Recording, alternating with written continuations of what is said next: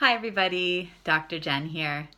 Today's tip is about what's happening under your child's umbrella, because it's great to develop all of these coping skills and this big umbrella of well-being, but we also need to pay attention to whether our children have the strength it takes to hold up all of these coping skills.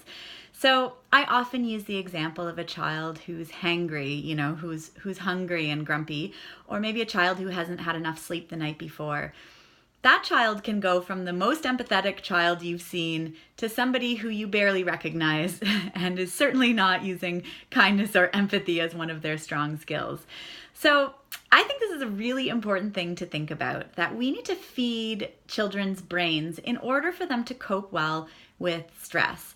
And what I mean by feed their brains is, the food that we're putting in, how much sleep they're getting. Also, what their eyes are taking in, that feeds our brain too. How much time are they spending on screens or in nature? What are the different things that our kids are doing? What kind of music are they listening to? What are they putting into their bodies?